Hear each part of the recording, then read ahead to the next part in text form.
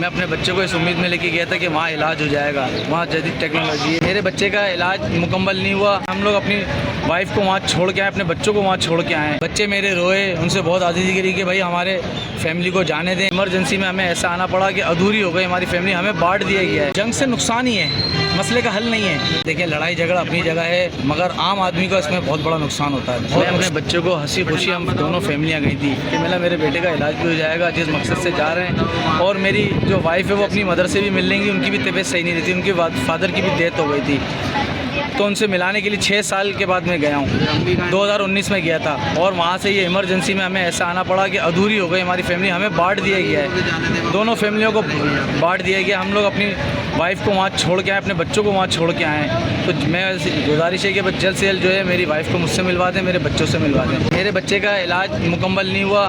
मैंने बच्चे को डॉक्टर को दिखाया ही था और चल ही रहा था, तो इतनी दिन में जो है ना उन्होंने भाई निकलो यहाँ से, फौरी निकलो। मैंने अपोलो हॉस्पिटल में बच्चे को दिखाया था। मैक्स हॉस्पिटल है बहुत बड़ा और अपोलो बहुत बड़ा हॉस्पिटल है इनका, उसमें दिखाया था मैंने। मेरे पास उसकी रिपोर्ट भी है। मेरा बच्चा जो है गन शूट में जो है वो पैरालाइज हुआ था, जो उसकी रीढ़ की हड्डी जो है वो ऑपरेशन हुआ है, उसका हराम मगज डैमेज हो गया था 90%।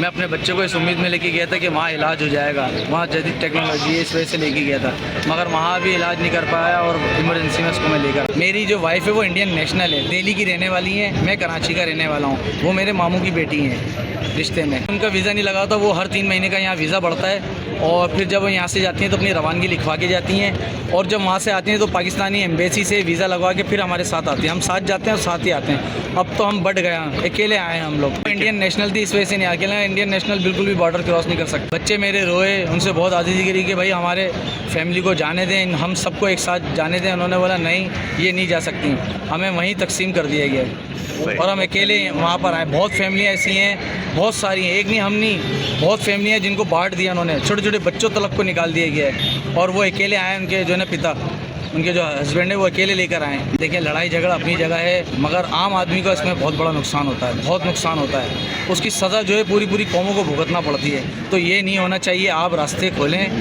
जल्द से जल्द, ताकि उन लोगों के लिए बंद ना करें। इसलिए देखिए, ये कभी बंद नहीं होगा। जंग से नुकसान ही है, मसले का हल नहीं है। जंग करनी होती है तो इंसान बस जंग करे, ख़त्म करे, या तो ये होता है, मगर ऐसा नहीं। जंग में दोनों का नुकसान है। जंग नहीं होना चाहिए।